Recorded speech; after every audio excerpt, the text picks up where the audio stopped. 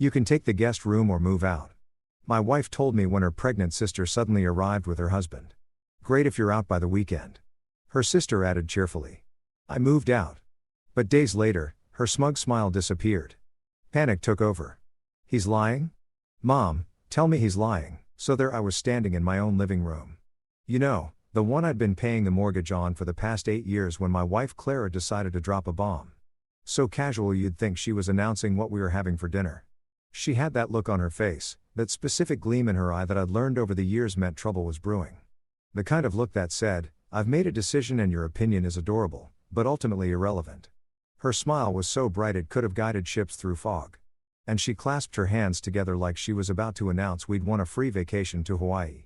Instead, what came out of her mouth was, my sister Bianca and her husband Trevor are moving in with us. She said it with exclamation points, actual verbal exclamation points, like this was supposed to be the most exciting news I'd heard since the invention of streaming television. Now, let me paint you a picture of my life up until this moment. My name is Graham Porter. I'm 34 years old and I work in logistics management, which is a fancy way of saying I spend my days making sure other people's stuff gets from point A to point B without anyone losing their minds. It's not glamorous, but it pays the bills. Specifically, the bills for the 3-bedroom house in the suburbs that Clara and I bought when we still believed in things like building our future together and communication. I'm the guy who fixes the leaky faucets at 2 o'clock in the morning, who remembers to take out the trash on Wednesdays, who actually reads the HOA newsletters that everyone else throws directly into the recycling bin. I'm Mr. Reliable, Mr. Practical, Mr. Get Stuff Done. And apparently, according to my wife's latest executive decision, I was now Mr. Displaced Person. They're moving in, I repeated, because surely I'd misheard. Maybe she said they were moving to Berlin or moving a mountain or literally anything other than moving into the house that I paid for with money I earned by sitting in traffic for an hour each way to a job that makes me want to fake my own death at least twice a week. Yes, Clara practically saying, bouncing on her heels like a contestant on a game show who just won the Showcase Showdown. Bianca's pregnant. Can you believe it? Finally. And they need somewhere stable to stay while they get on their feet. It's perfect timing. Perfect timing for whom exactly? Because from where I was standing, the timing seemed about as perfect as a root canal scheduled during your birthday party.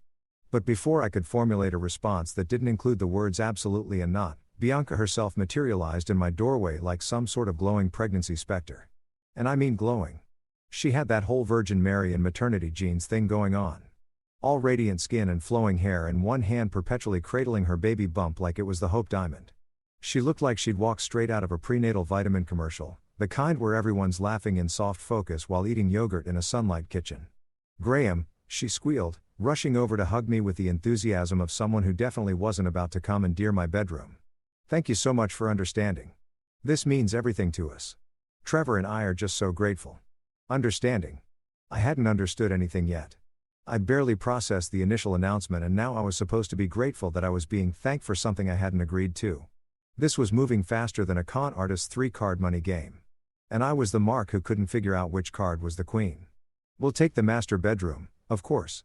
Bianca continued, as if this were the most obvious thing in the world, as natural as gravity or taxes or the inevitability of spoilers for shows you haven't watched yet. I need the extra space for the baby stuff. And the attached bathroom will be crucial when I'm further along. You understand? It wasn't a question. It was a statement delivered with the confidence of someone who'd never been told no in her entire life. And before I could mount any kind of defense, Clara jumped in with reinforcements. You can take the guest room, she said, her tone suggesting this was actually a generous offer. Like she was doing me some kind of favor by allowing me to sleep in the smallest bedroom in the house I paid for. Or, you know, if you're not comfortable with that, you could always move out. I'm sorry. What did my wife of 6 years just suggest I move out of my own house? The house where my name was on the mortgage, where I'd personally installed the kitchen backsplash after watching 17 YouTube tutorials, where I'd spent 3 weekends painting the living room a color called agreeable gray because Clara said it would make the space feel more open. That house, Bianca, bless her tactless heart, decided to pile on.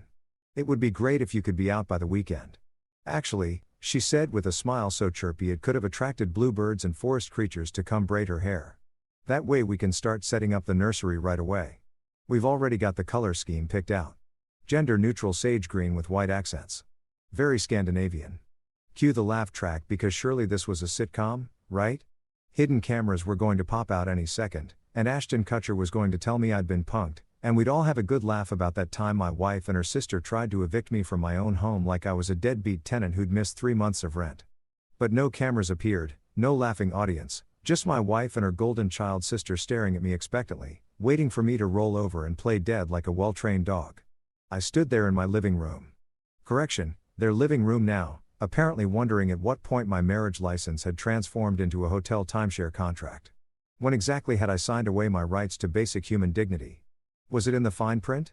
Did I miss the clause that said, wife reserves the right to replace husband with sister and her unemployed spouse at any time? No notice required. Trevor, Bianca's husband, chose that moment to wander in from the kitchen holding one of my beers like he owned the place, which I guess in his mind he basically did now. He gave me a little nod, the kind of acknowledgement you'd give to someone you just cut off in traffic. Barely apologetic, mostly indifferent. Trevor was the kind of guy who looked great in photos, but had the personality of a participation trophy. He worked in digital marketing, which as far as I could tell meant he posted on Instagram a lot and occasionally got paid for it. His greatest accomplishment to date was having a protein shake recipe go mildly viral. And he'd been coasting on that success for roughly 2 years. "Hey man," he said, like we were old buddies, like he wasn't currently drinking my beer in preparation for stealing my bedroom. "This is going to be great. We'll be like roommates." Very Modern Family dynamic. Modern Family dynamic, right? Because nothing says modern quite like a 34-year-old man being demoted to guest status in his own home because his sister-in-law's uterus had finally gotten with the program. This wasn't a Modern Family dynamic. This was a hostile takeover with a side of emotional manipulation and a garnish of unbelievable audacity. But what could I say? Clara was looking at me with those eyes, the ones that said, "Don't you dare make a scene in front of my pregnant sister." Bianca was practically glowing with victorious smugness. One hand still protectively wrapped around her belly like I might try to repossess it. And Trevor was obliviously sipping my IPA, probably already mentally redecorating my man cave into whatever the hell a meditation corner was. So, I did what any reasonable, emotionally exhausted man would do in my situation. I smiled, nodded, and started planning my exit strategy. Because if there's one thing I'd learned in my 34 years on this planet, it's that sometimes the best revenge isn't getting mad, it's getting even. And I was about to get so even. Let me tell you about Bianca Martinez Walsh. Née Martinez, the golden child of the Martinez family dynasty, a woman so perfect that I'm pretty sure her birth certificate came with a halo and a letter of recommendation from God himself. This woman didn't just walk into rooms. She made entrances every single time. It didn't matter if it was a family barbecue, a funeral, or just popping into the 7-Eleven for a Slurpee. Bianca treated every threshold like it was a runway at Milan Fashion Week, and she was the headlining act. Her hair was so shiny that I was legitimately convinced Pantene had her on some kind of secret sponsorship deal, the kind where they pay you in liquid gold and supernatural follicle strength. I'm talking hair that caught the light at angles that defied physics. Hair that moved in slow motion even when she was just turning her head to judge something, which she did frequently. The woman had perfected this entrance routine down to a science. First, there'd be a pause at the doorway, just long enough for everyone to notice her presence, but not so long that it seemed desperate. Then came the hair flip, executed with the precision of an Olympic gymnast sticking a landing. Finally, she'd flash this smile that said, "Yes, I know I'm gorgeous, and yes, you're welcome for gracing you with my presence." It was honestly impressive from a technical standpoint, even if it made me want to throw things, soft things. But still, in the Martinez family hierarchy, Bianca occupied the top spot, the golden throne, the favorite child position that came with benefits like unconditional approval, zero accountability, and the ability to do literally no wrong, even when she was objectively, demonstrably, in every measurable way wrong. Clara's parents, Miguel and Rosa, treated Bianca like she'd personally cured cancer, while also solving world hunger and composing a symphony. Every accomplishment, no matter how minor, was celebrated like she'd just won a Nobel Prize. Got a promotion at work, alert the media, bought a new car, framed the purchase agreement, ordered a salad instead of fries, nominate her for sainthood. Meanwhile, Clara could have discovered a new planet and her parents would have responded with, "That's nice, dear." But did you see that Bianca reorganized her closet by color gradient? And then there was Trevor. Oh, Trevor, where do I even start with this guy? Trevor Walsh looked like he'd been designed by a committee whose only criteria was, well, photograph well at brunch. He had that whole catalog model thing going on. Square jaw, artfully messy hair that definitely took 45 minutes to look that effortlessly disheveled, and a collection of fitted Henley shirts that probably cost more than my car payment. On paper, He was perfect. In reality, he had the charisma and personality of a wet sponge that had been left in the sink for 3 days and was starting to smell a little weird. The man worked in digital marketing, which I'm pretty sure was code for professional Instagram user. His LinkedIn profile was a masterpiece of vague corporate buzzwords. He was a brand strategist, a content creator, a social media influencer, and a digital storytelling specialist. Translation. He took photos of his breakfast and occasionally companies paid him $20 to say their protein powder didn't taste like chalk. His greatest professional achievement, the crown jewel of his career, was a video of him making some kind of green smoothie that went viral for approximately 15 minutes back in 2023. He'd been dining out on that success ever since, bringing it up at every possible opportunity like he was a war veteran recounting his tour of duty. Yeah, when my smoothie video hit 50,000 views, he'd say apropos of nothing, I really understood the power of authentic content. Authentic content. The man blended kale with overpriced protein powder while wearing a tank top that said, "Rise and grind." Real authentic. Very groundbreaking. Someone called the Smithsonian. But here's the thing about Trevor. He looked good in photos. And apparently in Bianca's world, that was enough to balance out the fact that his personality had the depth of a puddle in a parking lot. In every family photo, Trevor was there with his perfectly symmetrical smile and his arms wrapped around Bianca in that practiced casual but composed way that screamed, "I've rehearsed this pose." He knew his angles. He understood lighting. He could find his best side in any situation, which was really his only marketable skill besides the ability to make expensive coffee drinks sound like spiritual experiences. Now, compared to Saint Bianca and her photographically attractive husband, I was decidedly less impressive to the Martinez family. I was Clara's practical husband, which was family code for the boring guy who has an actual job and does boring things like pay mortgages and own 0 designer scarves. I worked in logistics. I wore button-down shirts from Kohl's. My idea of a wild Friday night was trying a new IPA and watching whatever Netflix documentary everyone had been talking about 3 months ago. I didn't have Instagram-worthy abs or hair that defied gravity. I had a retirement account and a reliable Honda Accord and a toolkit that I actually knew how to use. Apparently, these things did not score points in the Martinez family Olympics. And yes, it was an Olympics. An unspoken but very real competition where Bianca and Trevor were the reigning gold medalists and Clara and I were the team that didn't even qualify for the preliminaries. Every family gathering turned into a showcase of their latest achievements, their newest purchases, their most recent adventures in being effortlessly superior. They'd gone to Napa for a wine education experience. We'd gone to Costco for a buy toilet paper in bulk experience. They'd taken a couple's cooking class taught by a celebrity chef. We learned how to make tacos from a YouTube video. They documented everything on social media with professional quality photos and captions about living their best life. We documented nothing because we were too busy actually living and also because nobody needed to see a photo of me assembling IKEA furniture while questioning my life choices. The comparison started immediately after Trevor and Bianca moved in. Clara, who'd apparently been taking notes at the Church of Bianca for years, decided that this was the perfect opportunity to point out all the ways I fell short of Trevor's scintillating example. We'd be sitting at dinner. Well, we'd be sitting in what used to be the dining room before it became Trevor's creative workspace. And Clara would drop these little comments like conversational landmines. "Trevor's really good at social media strategy," she'd say. As if this were a crucial life skill I'd somehow failed to acquire. "He's got real vision for personal branding." "That's great," I'd reply. "I've got real vision for making sure the power doesn't get shut off because someone actually pays the electric bill on time." Or she'd watch Trevor doing his morning yoga routine, which he performed shirtless in the living room while listening to what I can only describe as sounds of whales having an existential crisis. And sigh wistfully. "Trevor's really committed to wellness. He takes such good care of himself." Fantastic.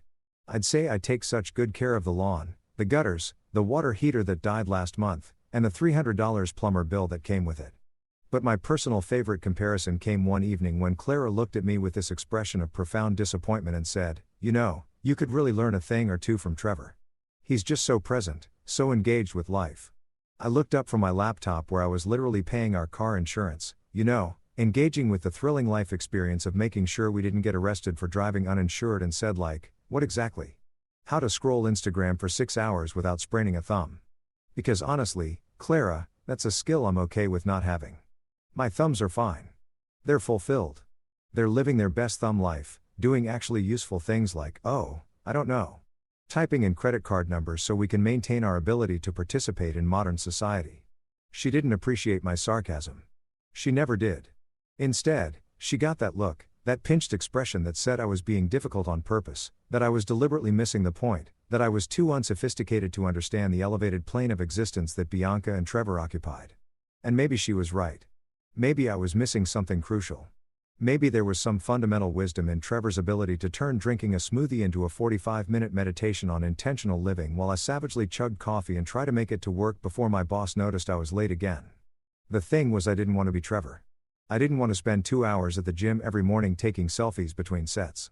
I didn't want to describe my breakfast as a culinary journey. I didn't want to treat every mundane activity like it was content for an audience of strangers who'd forget about me the second they scrolled past. I wanted to be a regular human being who did regular human things without performing them for likes and validation. But apparently in Clara's eyes that made me the consolation prize, the participation trophy, the guy she settled for before she realized she could have held out for someone with better lighting and more followers. And Saint Bianca. She watched all of this with that knowing smile, that superior little smirk that said she'd always known she was better, that she'd always been the superior sister with the superior life and the superior husband. She'd glide through my house in my living room, wearing designer maternity, wear that cost more than my entire wardrobe, touching things with her perfectly manicured hands, making little comments about how cozy everything was, which was wealthy person code for small and inferior. She'd rearrange my furniture and call it optimizing the flow. She'd replace my practical kitchen items with her overpriced organic versions and act like she was doing me a favor by introducing me to $20 almond butter. This was my life now. Living as a second-class citizen in my own home. Constantly compared to a man whose greatest accomplishment was achieving minor internet fame for 60 seconds. Watching my wife transform into her sister's biggest fan while I got demoted to the help. Yeah, this was going great. Just fantastic. Living the dream. The American dream. Specifically, the version where you work your ass off only to get kicked to the curb by people who think hustling means posting motivational quotes between naps. But sure, I could learn a lot from Trevor, like how to be completely useless while somehow convincing everyone you're invaluable. That was definitely a skill worth cultivating. The actual eviction from my own bedroom didn't come with any formal paperwork, no certified letters, no legal notices taped to my door like you'd see in a normal eviction scenario. No, this was far more casual, far more insulting, and somehow far more humiliating than any official legal proceeding could have been. Instead of documents, I got my wife's smug smile. You know, the one, that particular expression that said, "I've won and you've lost. And we both know there's nothing you can do about it." It was the kind of smile you'd give someone after beating them at Monopoly. Except instead of losing a board game, I was losing my bedroom, my dignity, and apparently my spine since I just stood there taking it. And then there was Bianca. Oh, sweet chirpy Bianca, who delivered the final blow with all the enthusiasm of a kindergarten teacher announcing snack time. Bye, she sang out, drawing out that E sound for so long. I thought she might run out of breath and pass out. Though I wasn't that lucky. Thanks for understanding. She waved at me with her fingers. That little princess wave that beauty pageant contestants do, like she was sending me off on a cruise I'd won instead of banishing me to the smallest, saddest room in my own house. This is going to be so perfect for the baby. Trevor and I really appreciate you being such a good sport about all this. A good sport, right? Because that's exactly what this was. A friendly game where everyone was having fun and definitely not a hostile takeover of my life by people who contributed exactly nothing to the mortgage, utilities, or general functioning of the household.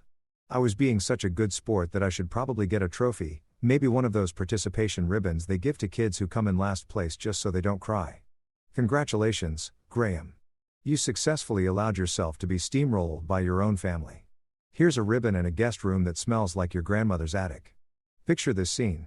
Me standing in the hallway with my arms full of clothes I just grabbed from my closet in my bedroom, watching Bianca rub her baby bump like it was a magic lamp that granted wishes.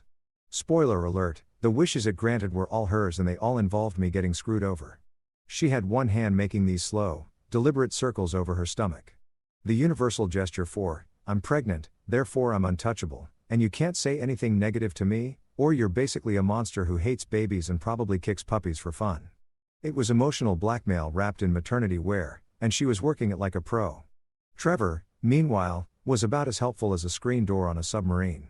He stood in the doorway of what was formerly my bedroom. I'm sorry. I'm in his bedroom now, apparently.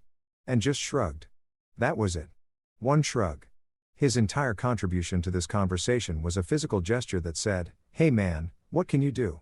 Survival of the fittest, except not really fittest.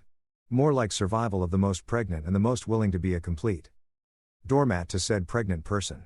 He didn't even have the decency to look uncomfortable about it. No guilt, no awkwardness, just a dude who'd stumbled into free housing and was smart enough not to question it. No hard feelings, right, bro? Trevor said, and I wanted to punch him just for calling me bro. We weren't brothers. Brothers don't steal each other's bedrooms. Brothers don't move into each other's houses and act like they're doing you a favor. Brothers definitely don't stand there in their expensive athleisure wear that's never seen the inside of an actual gym sipping a green smoothie in the bedroom. They just jack from you while offering meaningless platitudes about hard feelings. None at all.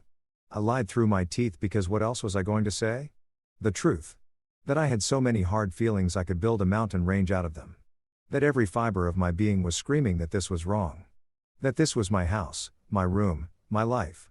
And they were all acting like I was the hired help being reassigned to the servants' quarters. Yeah, that would have gone over real well. Clara would have accused me of being unsupportive during Bianca's delicate time. And Bianca would have probably burst into those convenient pregnant lady tears that made everyone rush to comfort her while treating me like the villain in a Lifetime movie.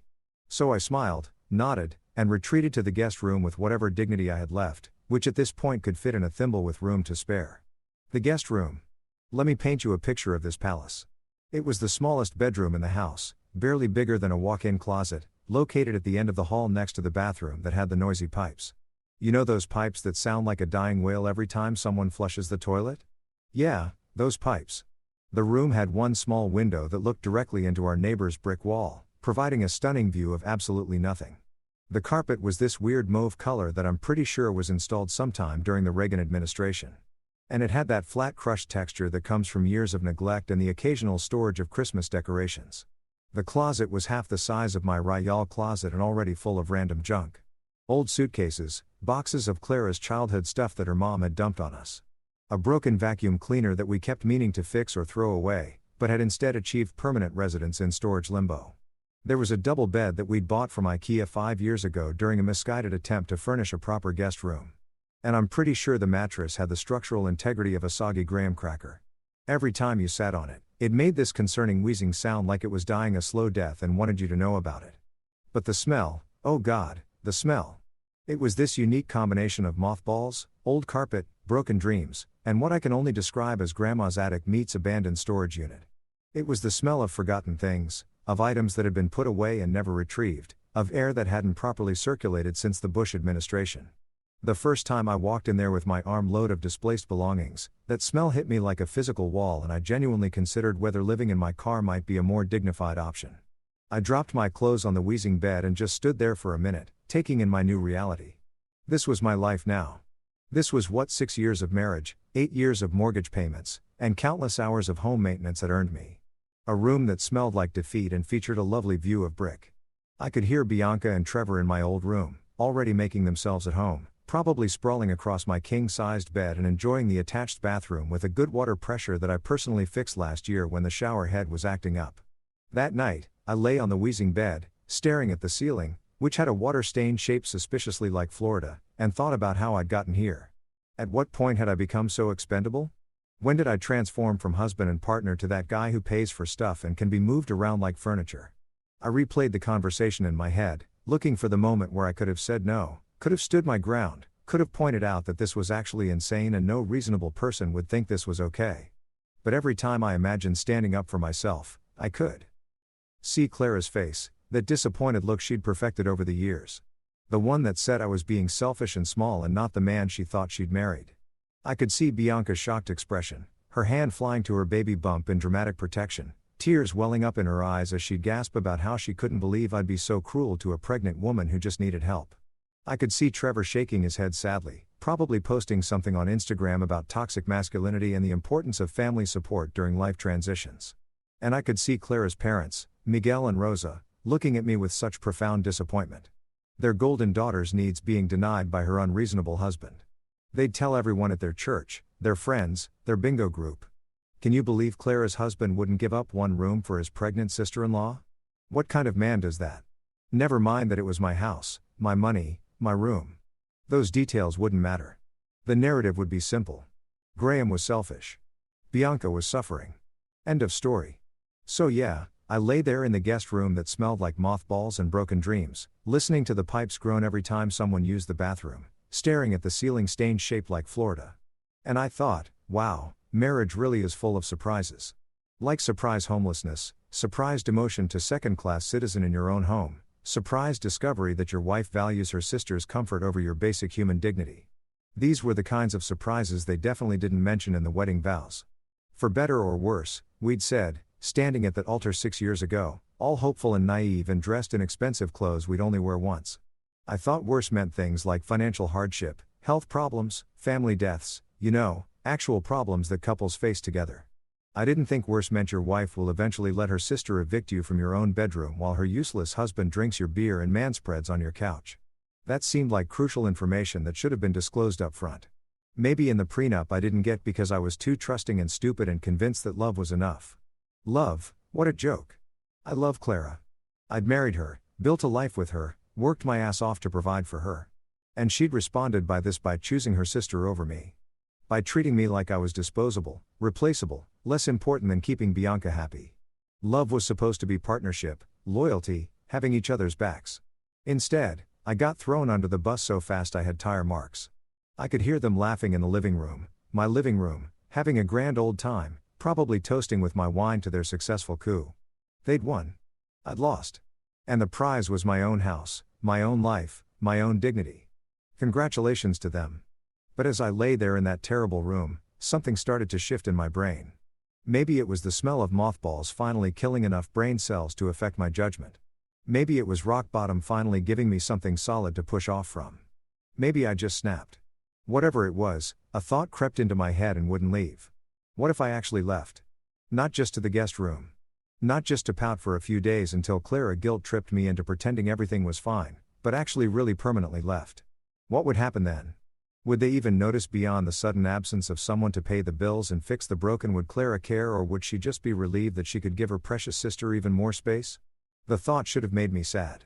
Instead, it made me smile. And that's when I knew I was done being the good sport. So, there I was, sulking in my sad little guest room like a divorced dad who only gets visitation rights every other weekend, when I decided to actually unpack some of the boxes I'd hastily thrown together during my forced relocation. I figured if I was going to live in this mothball-scented prison cell, I might as well organize it to some degree, maintain some semblance of dignity, even if everything else had been stripped away. I was putting clothes in the hilariously tiny closet when I pulled out the bottom drawer of the ancient dresser that had been languishing in this room since we moved in. And that's when I saw it. A manila folder. Not just any manila folder, but the manila folder. The one I'd completely forgotten about because I'd buried it 6 months ago in a moment of what I now recognized as catastrophic stupidity. The tab on the folder read Delgado promotion package in my own handwriting. And I swear to God, the thing practically glowed like the briefcase in Pulp Fiction. I pulled it out slowly, almost reverently, because some part of my brain already knew that this folder contained either my salvation or a painful reminder of the opportunity I'd thrown away. I sat down on the wheezing bed, which let out its signature death rattle in response, and opened it up. Inside was everything. The official offer letter, the benefits package, the relocation assistance paperwork, even a glossy brochure about the company housing that came with a promotion. 6 months ago, my boss, Mr. Delgado, had called me into his office, and I'd spent the entire walk there convinced I was about to get fired. That's just how my anxiety works. Every summon from management is obviously a termination. Every email marked urgent is clearly about my imminent unemployment. Every closed-door meeting is definitely the end of my career.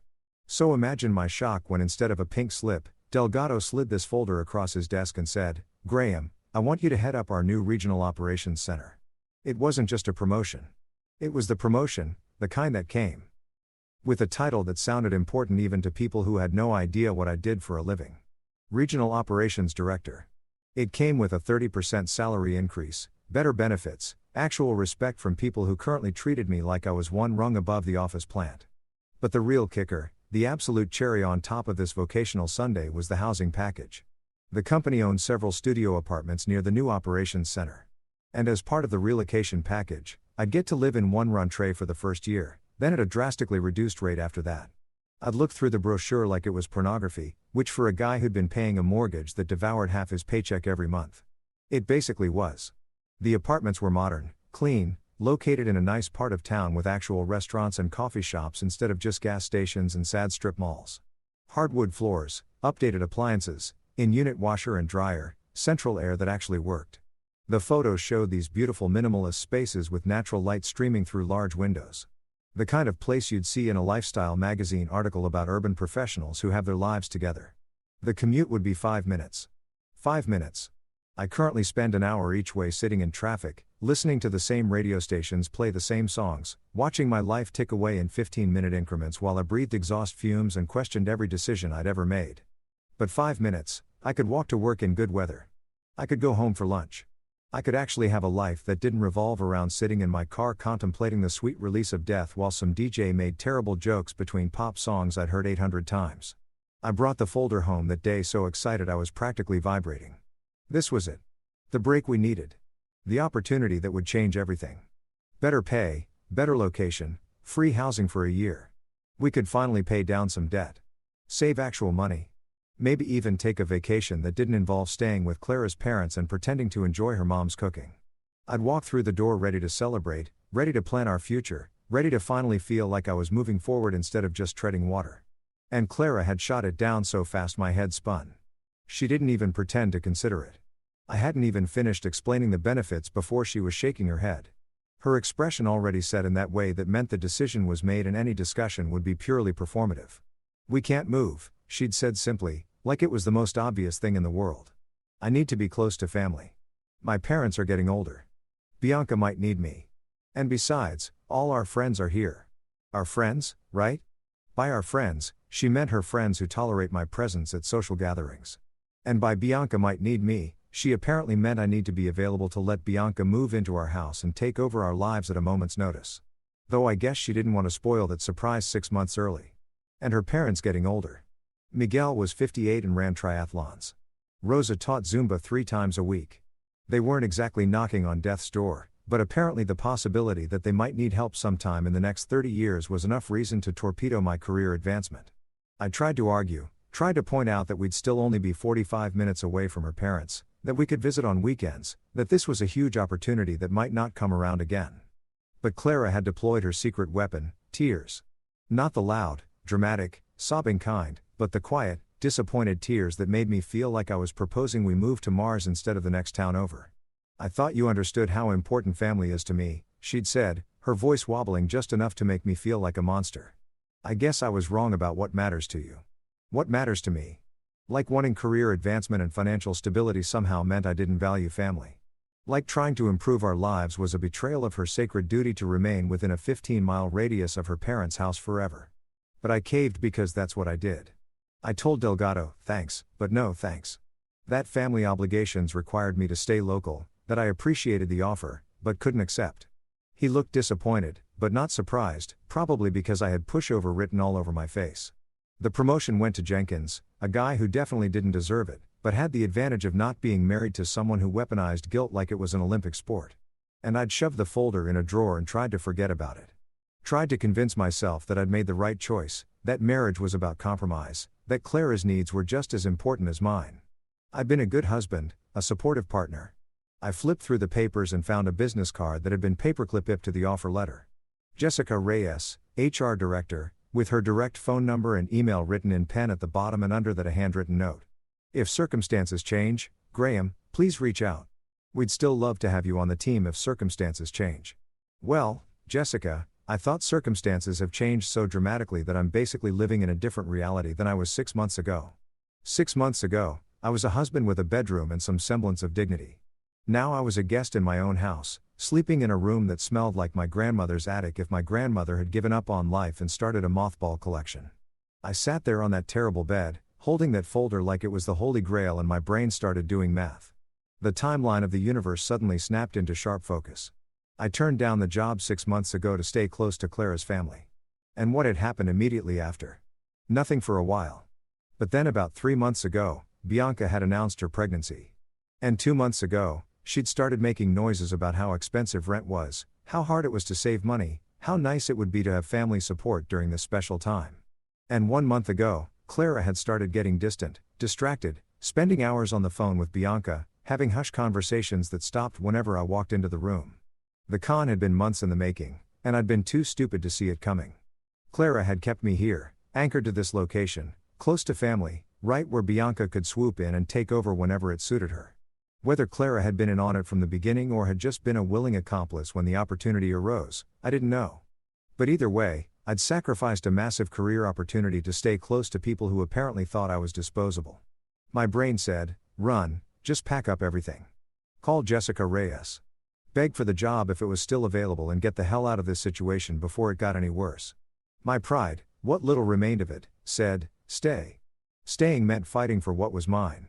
Standing my ground, refusing to be pushed out of my own life by people who contributed nothing but chaos and audacity. It meant showing Clara that she couldn't just treat me like garbage and expect me to smile and take it. But then there was my sarcasm, my old faithful friend who'd gotten me through countless terrible situations with my sanity relatively intact. And my sarcasm said something that made me smile for the first time in days. Imagine their faces if you actually left.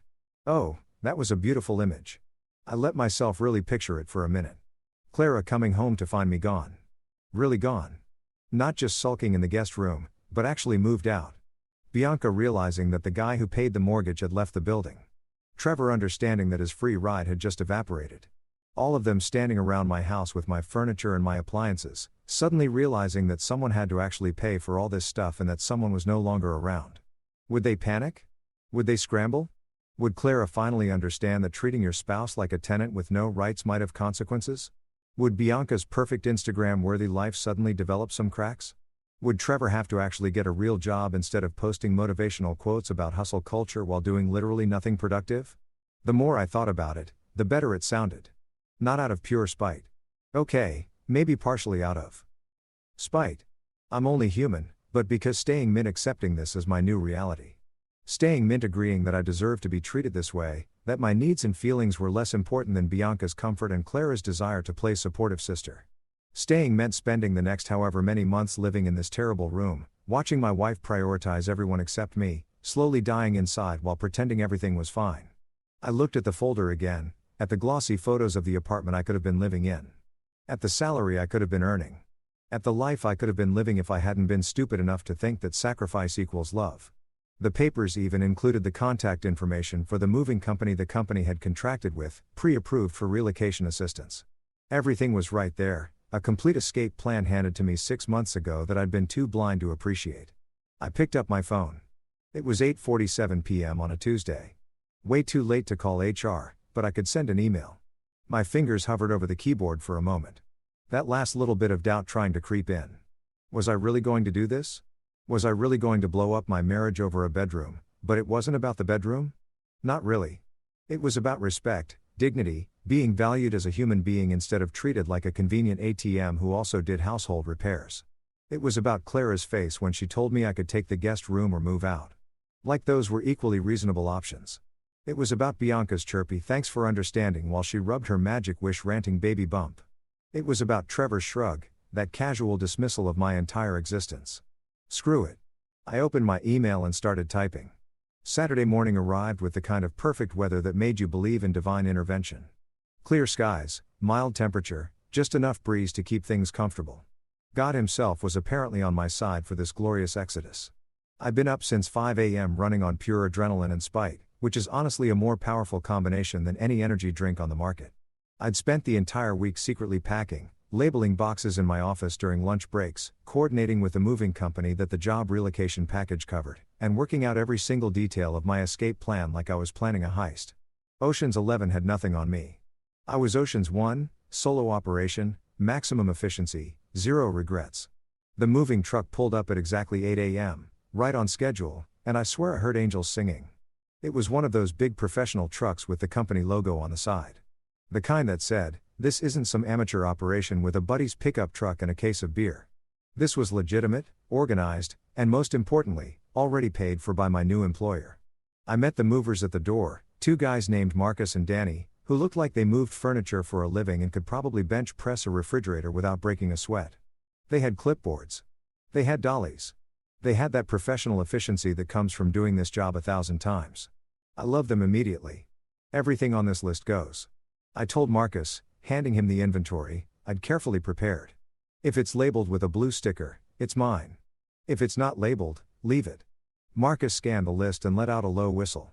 You taking everything, huh? This a divorce? Not yet, I said cheerfully. But I'm working on it. Danny laughed. Brother, I've done a lot of these moves. The satisfaction on your face right now. I've seen it before. You're about to make somebody's day very bad, aren't you? Danny, my friend, I said, clapping him on the shoulder. I'm about to make several people's days very bad, and I'm going to enjoy every second of it. We got to work. I'd been strategic about my sticker placement throughout the week, marking everything I'd purchased with those little blue dots you use for garage sales. The couch. Mine. I bought it 3 years ago when Clara's old one finally died after she spilled an entire glass of red wine on it. Blue sticker. The TV. Mine. A birthday present to myself that Clara had initially complained was too big until she wanted to binge watch her reality shows on it. Blue sticker. The coffee maker. Mine. Purchased after the old one broke and Clara said she'd get around to replacing it but never did. Blue sticker. The dining table and chairs, mine, bought when we moved into this house because Clara's parents' hand-me-down table was literally held together with duct tape and prayers, blue stickers on every piece. I was in the kitchen directing Marcus toward the coffee maker when I heard footsteps on the stairs. Trevor appeared first, wearing boxer shorts and a t-shirt that said, "Good vibes only." Which felt ironic given that the vibes were about to get very, very bad. His hair was sticking up in 12 different directions. And he had that confused, just woke up expression that would have been funny if I wasn't busy orchestrating his eviction from comfort. "Dude," he said, rubbing his eyes like maybe he was hallucinating. "What's going on? Why are there movers here?" "I'm moving out," I said simply, wrapping the coffee maker's cord around its base. "Didn't Clara tell you moving out? Like moving out? Is there another kind of moving out I'm not aware of?" "Yes, Trevor. I'm moving, relocating, departing, exiting stage left, leaving this blessed household to you fine people." He blinked at me, his brain clearly struggling to process this information at 8 a.m. on a Saturday. "But you're really taking everything? Like everything? Everything?" "Yep," I said cheerfully, handing the coffee maker to Danny. "Even the toaster. Speaking of which, you might want to learn how to make toast without burning down the kitchen. Don't burn the baby's waffles when it arrives." Trevor's face went through several expressions in rapid succession. Confusion, concern, dawning horror. "Wait, the toaster, too? But we don't have another." "Not my problem anymore, bro," I said, slapping a blue sticker on said toaster and adding it to Di's armload. "Should have thought about that before you moved into my bedroom." That's when Bianca came thundering down the stairs, or as close to thundering as a pregnant woman in a silk nightgown can manage. Her hair, usually so perfectly arranged, was in a messy bun, and her face had that pillowcase look of someone who'd been sleeping hard and did not appreciate being woken up by the sounds of furniture moving. "What is happening, Graham? Why are there strange men in our house?" "Our house? Our house?" The audacity of this woman was truly breathtaking. "They're movers, Bianca. And it's not our house. It's technically Clara's house, which is about to become Clara's problem." I gestured around the increasingly empty living room. "I'm taking my stuff. You know, the stuff I bought with my money from my job. Turns out it's mine, and I'm allowed to take it when I leave. You can't just take everything." Bianca's voice hit that high-pitched frequency that probably annoyed dogs 3 blocks away. That's crazy. What are we supposed to sit on? What are we supposed to watch TV on? You're being completely unreasonable." Marcus paused in the middle of unplugging the TV, looked at me, and raised an eyebrow. I nodded, and he continued disconnecting cables.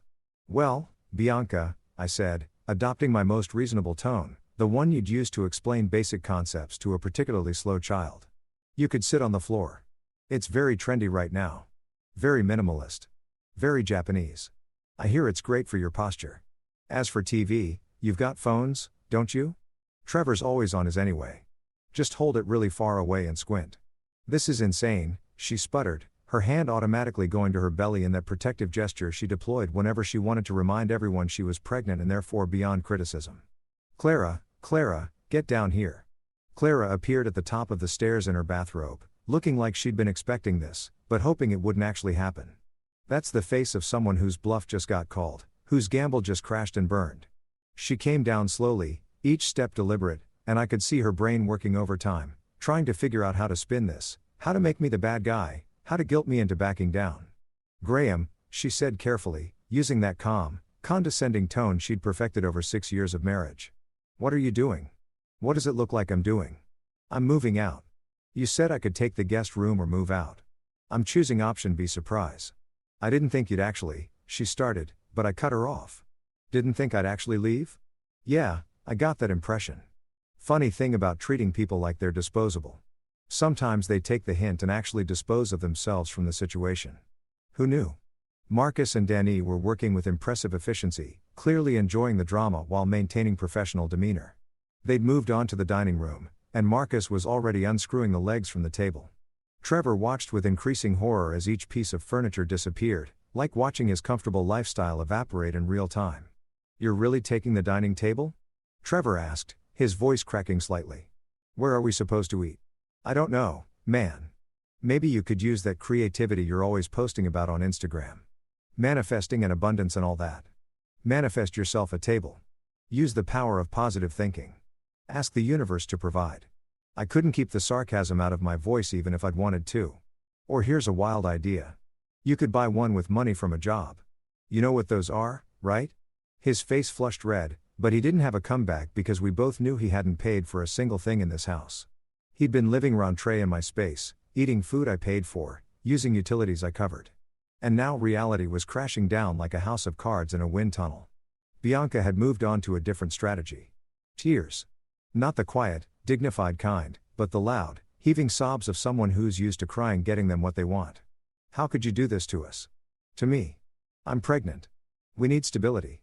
You need to figure it out," I said, not unkindly, but not sympathetically either. Like adults do, like I've been doing for years while you all treated me like the hired help. "You wanted my room. You got it. You wanted me out of the way. Mission accomplished. But you don't get to have the room and all my furniture and my financial support. That's not how this works." Clara was still standing on the bottom stair, frozen, watching Marcus and Danny load the couch onto the dolly. The couch where she'd spent countless hours watching her shows, where she'd napped on Sunday afternoons, where she'd sat with Bianca planning their perfect nursery setup for my bedroom. "Graham, can we please talk about this privately?" "No," I said simply. "We had weeks to talk about this privately. You chose to have this conversation publicly when you announced to everyone that I was being moved to the guest room. You chose public, so we're staying public. Marcus, the couch looks good. Watch the door frame on your way out." "You got it, boss," Marcus said, and I swear I saw him smirking. By the time they got to the bedroom furniture, Bianca had progressed from crying to fury. "You can't take the bed. Where are we supposed to sleep?" "There's a perfectly good bed in the guest room," I pointed out. "You know, the room you assigned me to. Consider it your consolation prize. It's a little small, smells like mothballs, and the mattress wheezes, but hey, it was good enough for me, right? Should be fine for you." Trevor had his phone out, probably texting someone for help or possibly just scrolling Instagram because that's what he did in crisis situations. Clara had gone pale, like she was finally understanding that actions have consequences, and those consequences sometimes involve losing all your furniture. "Where are you even going?" Clara demanded, finding her voice again. "You can't just leave with no plan." "Oh, I have a plan," I said, smiling. "Remember that job offer I turned down 6 months ago? The one you made me refuse because you needed to stay close to family? Well, turns out they still wanted me. Funny how that works. I start Monday and I'll be living in company housing, studio apartment, 5-minute commute, rentree for the first year. It's small, but you know what? It has peace, quiet, no ungrateful in-laws, no entitled sisters, no guilt trips, just me, my furniture, and the sweet taste of freedom." The looks on their faces were priceless. Clara shocked into silence. Bianca's mouth hanging open mid-sob. Trevor looking like someone had just told him Santa wasn't real and also his credit card had been declined. This was the moment, the beautiful moment where they all realized simultaneously that they'd vastly overestimated my willingness to be a doormat and vastly underestimated my ability to actually leave. "You planned this?" Clara whispered. "You've been planning this all week." "Yep," I said proudly. "Turns out I'm pretty good at logistics." "Who knew?" "Oh, wait. That's literally my job. The job that pays for everything you're currently standing on or were standing on. Most of it's on the truck now." By the time the movers finished, the house looked like a real estate listing for a property that had been foreclosed and stripped. The living room echoed. The dining room was empty except for some dust bunnies that had been hiding under my table. The bedroom had the guest room bed and nothing else. I'd taken it all. Every stick of furniture I'd purchased, every appliance I'd bought, every item that had a blue sticker. I even took the good blender, the one that could actually crush ice without sounding like it was dying. If I'd paid for it, it went on the truck. I stood in the empty living room, keys in hand, looking at the three of them standing there in their pajamas, surrounded by nothing. "Well," I said cheerfully. "This has been fun, Clara. The mortgage payment is due on the 1st. That's in 5 days. In case you've lost track, it's still in your name, by the way. All yours. You might want to figure out how you're going to cover it now that I won't be contributing." I tossed the house keys on the floor where the couch used to be. They landed with a satisfying clink in the empty space. "Good luck with everything," I said. "Bianca, congratulations on the baby, Trevor. Good luck with that job search. I'm sure you'll start any day now. Clara." I paused, looking at my wife one last time. "I hope your sister's company was worth it." And then I walked out, got in my car that was packed with essentials, and followed the moving truck to my new apartment. I drove away from that house humming like a man who'd just been released from prison. Because in a way, I had been. The sun was shining, the road was clear, and for the first time in months, I felt like I could actually breathe. Freedom tasted like victory, and it was delicious. The apartment was on the 3rd floor of a converted industrial building that had been renovated into modern housing units.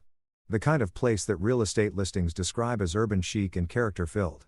Translation: it used to be a factory or warehouse, and now it's got exposed brick walls, and people pay premium prices to live in what their great-grandparents would have considered working-class housing. But I didn't care about the irony or the gentrification or any of that. All I cared about was that it was mine, it was quiet, and nobody in it was related to Clara. I walked in behind Marcus and Danny as they hauled in the first load. And I'm not ashamed to admit, I got a little emotional. The place was small, maybe 500 square feet total, but it was laid out smart. An open-plan living area with those floor-to-ceiling windows that the brochure had promised. A kitchenette that was compact but had everything you actually needed, and a bathroom that was small but clean and had water pressure that could strip paint. The bedroom area was really just an alcove with enough space for my bed and a dresser, but it had a closet and privacy which was more than I'd had in the guest room from hell. But the real selling points, the features that made this place absolutely perfect, were two things that I hadn't experienced in years. Peace and Wi-Fi that didn't buffer every 30 seconds. I'm talking about Google Fiber, enterprise-grade internet that the building had included in the rent. I could stream Netflix in 4K without hearing the dreaded pause, the spinning wheel of doom, the "your connection is unstable" message that had been the soundtrack of my married life. Clara had refused to upgrade our internet because she said it was too expensive, which was code for, "I don't care about your needs, and I'm going to spend that money on decorative pillows instead." The movers finished up around noon, and I tipped them both generously because they'd been absolute professionals, and also because Danny had muttered, "Good for you, man." When we were loading the last box, solidarity among men who'd been pushed too far. It was a beautiful thing. After they left, I stood in the middle of my new space, surrounded by boxes and furniture that needed arranging. And I felt something I hadn't felt in months. Actual happiness. Not the fake happiness you perform for other people. Not the "I'm fine" happiness you tell yourself to get through the day, but real, genuine, bone-deep satisfaction. I celebrated my freedom the only way that made sense. I made coffee. Not just any coffee, but coffee made in my coffee maker. The one I'd bought, the one that had the settings programmed exactly how I liked them, the one that Clara had always complained made the kitchen counter look cluttered. I made a perfect cup, added the exact amount of cream I preferred. Another thing Clara had judged me for. Apparently, real men drank it black, and I sat on my couch in my apartment and just existed for a minute. No screaming, no guilt trips, no passive-aggressive comments about how I loaded the dishwasher wrong or folded the towels incorrectly or breathed too loudly during her reality shows. No Bianca floating through rooms like a pregnant ghost, rearranging my stuff and making helpful suggestions about how I could improve my life by being more like Trevor. No, Trevor himself sprawled on my furniture like a starfish, scrolling through Instagram and occasionally looking up to deliver some profound wisdom he'd learned from a motivational quote superimposed over a sunset. Just silence, beautiful, golden, perfect silence, and Netflix loading at full speed without buffering. I spent the afternoon unpacking and arranging furniture, which sounds boring, but was actually therapeutic. Every box I opened, every item I placed was a deliberate choice that nobody questioned or criticized. I wanted my TV at a certain angle done. No debate about Fune or whether it would create bad energy or whatever nonsense Clara had read in her wellness blog that week. I wanted my books organized by genre instead of color. Boom. Organized by genre because this was my space and I could alphabetize my life however I damn well pleased. The apartment started to take shape, and yeah, it was small, but it was efficient. Everything had a place. Everything made sense and everything was mine. I brought my desk, my gaming setup that Clara had always complained took up too much space. My collection of craft beers that I'd been hiding in the back of the fridge because Bianca said they looked trashy. I arranged them proudly in my new fridge, labels facing out, organized by brewery. They look beautiful. They look like freedom. By the time evening rolled around, I was exhausted, but in the best way. The way you feel after a productive day, not the soul-crushing exhaustion of living with people who drained your energy like emotional vampires. I ordered pizza because I could, because nobody was going to judge my food choices or suggest I should be eating more vegetables or point out that carbs after 6 p.m. were basically poison. I ate pizza on my couch, watching whatever I wanted on my TV, and it was the best meal I'd had in months. That's when my phone started blowing up. I'd been ignoring it all day, letting it sit face down on the counter while I unpacked and organized and generally enjoyed my newfound peace. But curiosity got the better of me, so I picked it up during a commercial break. Old habits die hard. And Holy Mother of God, it was a disaster zone. 15 missed calls from Clara. 15. That wasn't "I'm worried about you" calling. That was, "I need something from you and you're not responding fast enough" calling. There were also 22 missed calls from Bianca, which was actually impressive given that she'd probably had to call with one hand while dramatically clutching her baby bump with the other. Even Trevor had tried calling, which meant Clara or Bianca had literally forced him to because Trevor's natural response to conflict was to scroll Instagram until the problem went away. The voicemails were a journey. Clara started off calm and reasonable. "Graham, call me back. We need to talk about this." By voicemail number 5, she progressed to angry. "This is ridiculous. You can't just leave without discussing it properly." By voicemail 10, she was in panic mode. "Graham, please, we need to figure this out. The mortgage is due soon." And by voicemail 15, she'd apparently reached acceptance mixed with fury. "Fine, be that way, but you're going to regret this." Bianca's voicemails were less of an emotional journey and more of a consistent theme of outrage. Every single one was some variation of, "How dare you? This is so selfish, and what are we supposed to do now?" One particularly memorable message included her saying, "You've left us with nothing." Which would have been more impactful if it wasn't demonstrably false. I'd left them with a house, utilities that were still connected, and whatever furniture Clara had bought herself, which admittedly wasn't much because she'd always insisted we use my money for practical purchases while her money went to investments, like scented candles and decorative throws. Trevor's single voicemail was actually kind of sad. He sounded genuinely confused, like a kid who just found out his parents weren't going to buy him the toy he wanted. "Hey, man. Graham, it's Trevor. Listen, I think maybe we got off on the wrong foot here. Can we talk? Bianca is really upset. And Clara's like freaking out and I don't really know what to do here. Could you maybe bring back the coffee maker? Just the coffee maker. Man, we don't know how to work the cheap one." I sat there listening to these messages, eating my pizza, and felt exactly zero guilt. Actually, that's not true. I felt negative guilt. I felt anti-guilt. I felt vindicated, justified, and more certain than ever that I'd made the right call. They'd treated me like a resource to be exploited. And now that the resource had removed itself, they were panicking. Not because they missed me as a person, but because they missed what I provided: money, labor, and a steady supply of stuff they'd convinced themselves they were entitled to. The text messages were even better. Clara had sent a novel's worth of texts ranging from apologetic to accusatory to desperately practical. "We need to talk about the mortgage.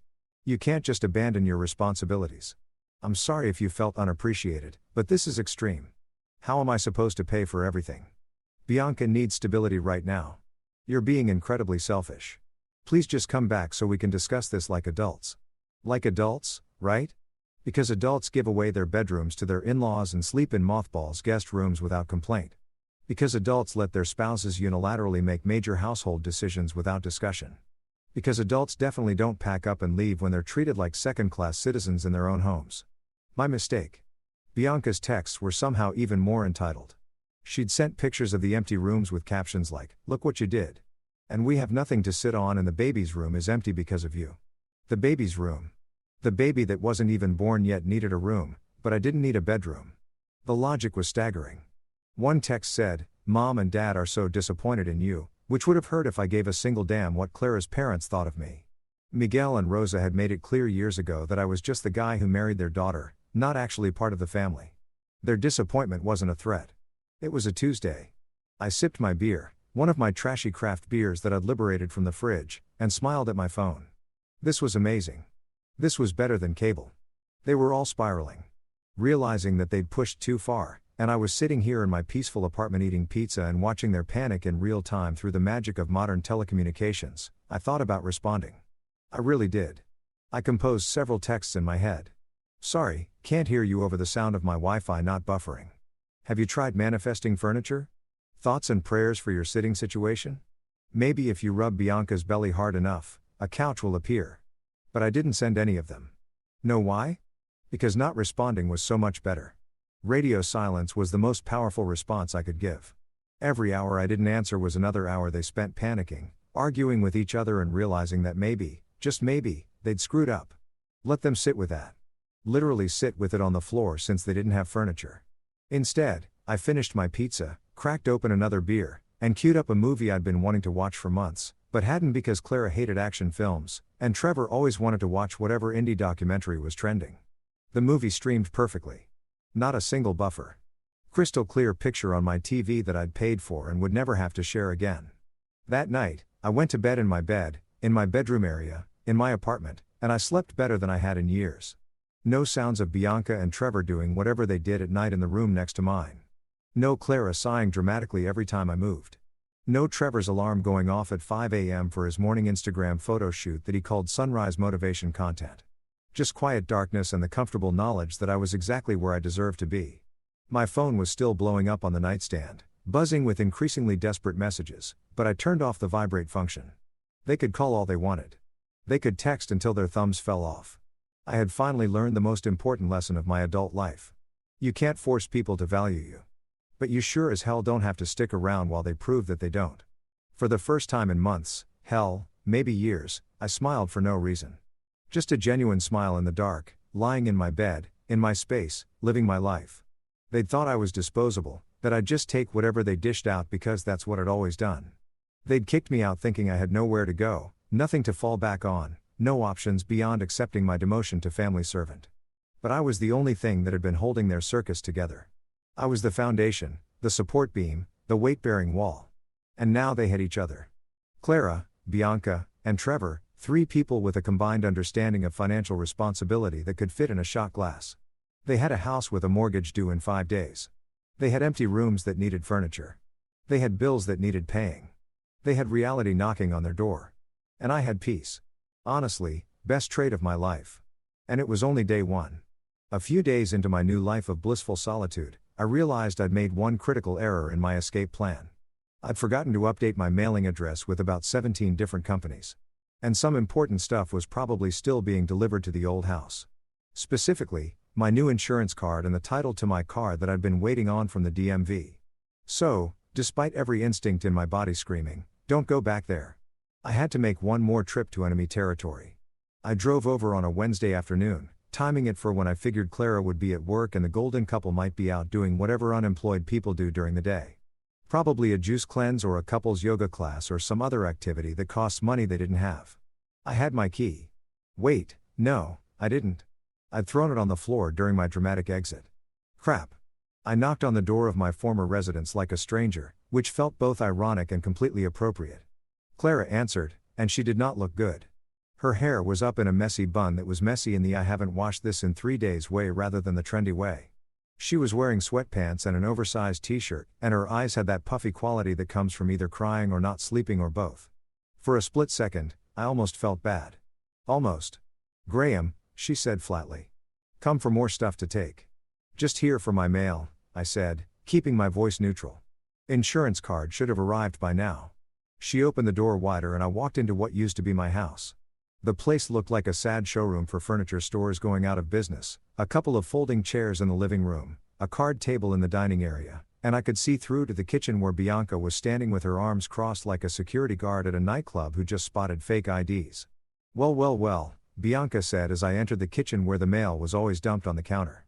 "Look who decided to show up. The ghost of husband's past." "Good to see you, too, Bianca," I said, rifling through the stack of envelopes. "Love what you've done with the place. Very minimalist, very broke college student chic." That's when Clara came in behind me, and I could feel the temperature in the room drop about 20 degrees. They positioned themselves like they'd rehearsed this. Clara by the doorway blocking my exit. Bianca by the counter blocking my access to the rest of the kitchen. It was an ambush. I'd walked right into the mob's HR department. You stripped the house. Clara yelled. And wow, we were starting at volume level 10. No warm up, no small talk, just straight to screaming. You took everything, Graham. Everything.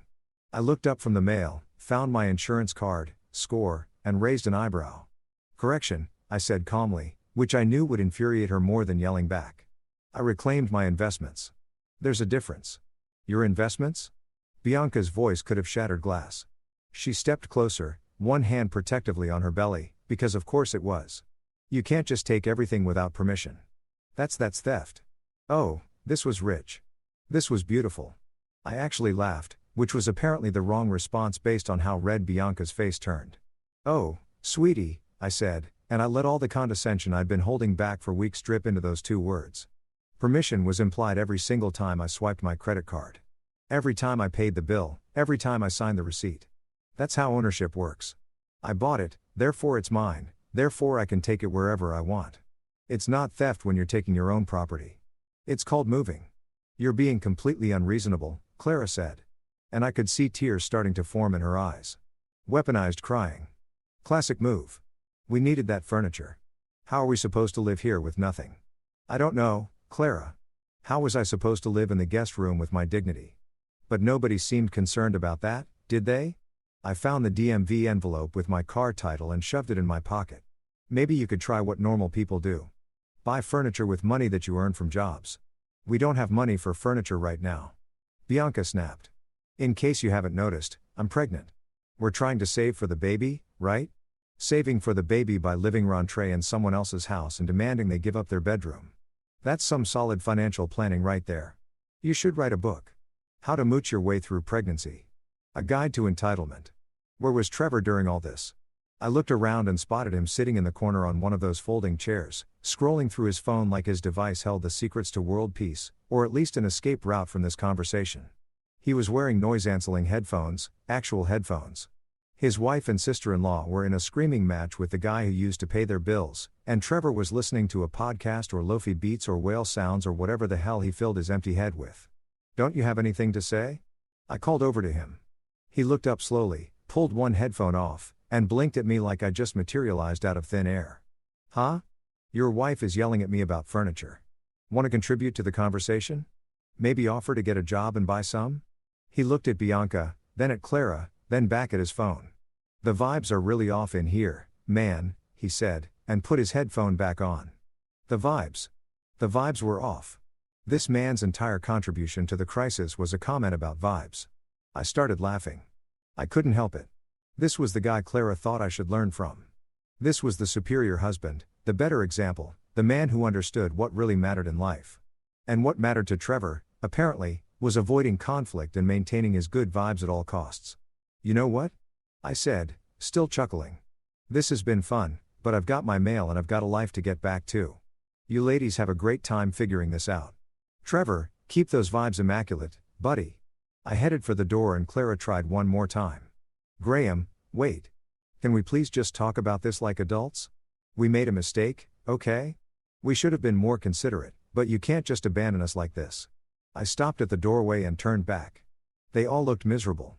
Even Trevor had taken off his headphones now, sensing that something important might be happening. They looked lost, confused, like kids who just realized actions have consequences, and consequences sometimes suck. But I was done being their safety net, their backup plan, their source of infinite resources, and zero gratitude.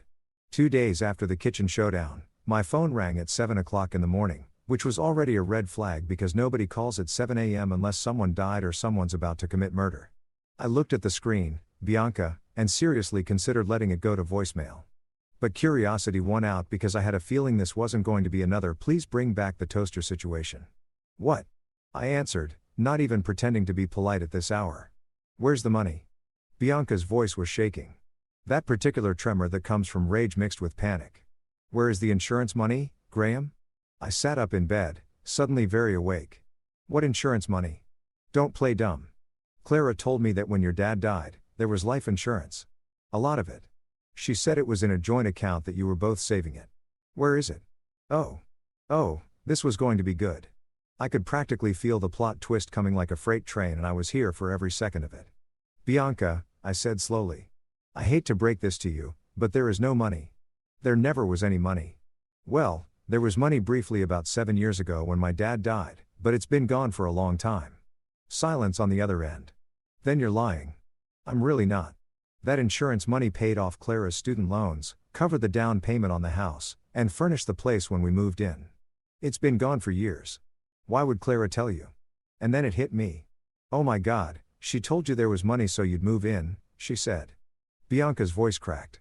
She said there was money, that if things got tight, there was a safety net, that you were just being stingy about sharing it, but she could access it if we really needed it. I started laughing. I couldn't help it. This was beautiful. This was karmic justice at its finest. I didn't hear the full story of what went down after that phone call until later, but I got bits and pieces from various sources. Clara's cousin who thought the whole thing was hilarious. A mutual friend who loved drama. And one particularly detailed drunk text from Trevor at 2 a.m. that he definitely didn't mean to send to me. But let me tell you, it was glorious. Apparently, after I hung up on Rosa, all hell broke loose at the Martinez house. Bianca had a complete meltdown. And I'm not talking about her usual dramatic tears. I'm talking full-on screaming match, throwing things, the kind of explosion that makes neighbors call the cops to do a wellness check. She'd cornered Clara in the kitchen and demanded the truth. And when Clara tried to dodge and deflect and do her usual, your misunderstanding routine, Bianca wasn't having it. You lied to me. Bianca had screamed. According to Trevor's drunk text, which was surprisingly detailed, you said there was money. You promised there was money to help us. I wouldn't even be here if you hadn't promised. And there it was. The truth that Clara had been desperately trying to keep buried. Bianca hadn't moved in out of sisterly love or because she wanted to be close to family during her pregnancy. She'd moved in because Clara had dangled the promise of financial support, of a safety net made of money that didn't exist. Clara had baited the trap with fake insurance money, and Bianca had walked right into it, dragging Trevor and their unrealistic expectations along with her. Clara tried to calm things down, tried to explain that she'd misunderstood the financial situation, that she'd thought there was more money than there was, but Bianca wasn't buying it. She'd given up her apartment, her independence, her dignity, all for a pile of cash that had never existed. Trevor, for once in his useless life, actually looked up from his phone. He was panicked, really panicked, because suddenly he realized his sugar in-law fund had completely dried up. How are we supposed to afford anything? Trevor had apparently asked, which was rich coming from a guy whose greatest contribution to household finances was occasionally getting paid $20 for an Instagram post. You said Clara would help us. You said there was money. The Martinez parents just watched their golden daughter's perfect life implode in real time. Miguel sat there with his head in his hands while Rosa tried to mediate. But even she couldn't spin this disaster into something positive. This wasn't just a family squabble. This was fraud, manipulation, and lies. All wrapped up in a pregnancy announcement and tied with a bow made of entitlement. Meanwhile, I was at my apartment leaning against my fridge. Well, the space where my fridge used to be in their kitchen, but you know what I mean. Enjoying the free entertainment that was my former family destroying itself from the inside. I hadn't done anything except tell the truth. I hadn't manipulated anyone, hadn't lied, hadn't promised things I couldn't deliver. I just removed myself from their dysfunctional circus. And apparently, my absence was the pin that popped their balloon of delusion. The best part came when I decided to drop one final truth bomb. I texted Clara. Just a simple, straightforward message. By the way, the mortgage still 6 years left on the payment plan. $1,200 a month, due on the 1st. Your name only. Have fun figuring that out now that your imaginary money is gone and your real money source has left the building. Her response came back almost immediately. And I replied, maybe, but I'm in with my own apartment, my own furniture, and exactly 0 pregnant in-laws. How's your situation working out? She didn't respond after that. Weeks passed and the updates kept rolling in through the grapevine like the world's most satisfying soap opera. Turns out when you build your entire life on lies and other people's money, things tend to collapse pretty spectacularly. Who knew? Clara sold the house not for a profit, mind you. She sold it at a loss because she needed out fast and couldn't afford the mortgage payments on her own. Apparently, working as an office manager at a dental practice doesn't quite cover a $1,200 monthly mortgage, plus utilities, plus food, plus all the other expenses of adult life. Shocking, I know. The house that I'd helped pay for, that I'd maintained and improved and treated like it actually mattered, got sold to some investors who were probably going to flip it. Clara walked away with barely enough to cover the realtor fees and closing costs.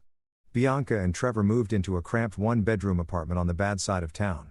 The kind of place where the parking lot has more potholes than pavement and you can hear your neighbors' entire lives through the paper-thin walls. No nursery, no extra space, no Instagram-worthy decor, just reality, served cold and unfiltered.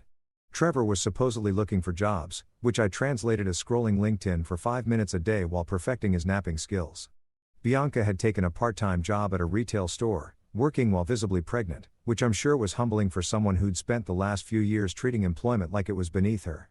Clara started working admin at a dentist's office, answering phones, and scheduling appointments, which was a far cry from her previous life of having someone else pay for everything while she played supportive sister.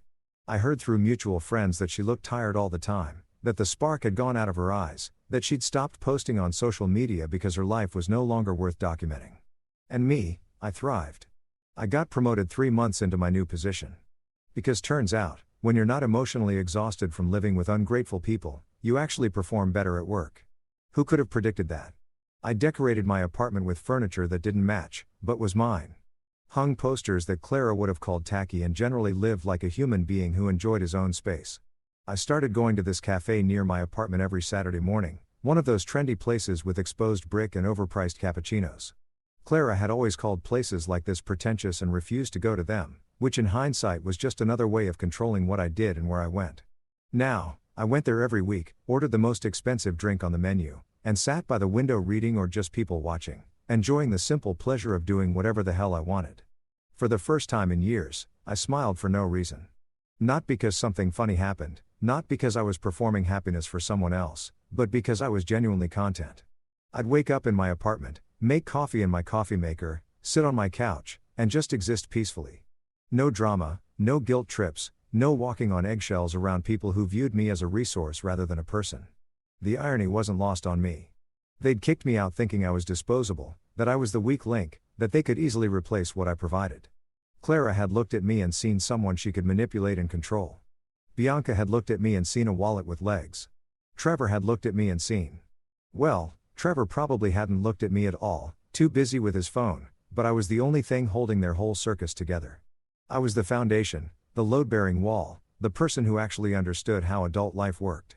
I paid the bills, fixed the broken things, planned for the future, and handled reality while they lived in their fantasy world of Instagram aesthetics and imaginary money. Now they had each other, Clara, Bianca, and Trevor. 3 people with a combined understanding of financial responsibility that could fit in a shot glass with room for more delusion. They had bills they couldn't pay, jobs they didn't want, and apartments they couldn't afford. They had reality, and reality was not as forgiving as I'd been. And I had peace. I had my Wi-Fi that didn't buffer. I had my blender that made perfect smoothies without anyone judging me for using it. I had my space, my freedom, and my dignity. I had Saturday mornings at pretentious cafes drinking $7 cappuccinos. I had a life that was mine. They kicked me out thinking I was disposable. Turns out I was the only thing worth keeping. And now they've got each other and I've got everything else. Honestly, best trade of my life.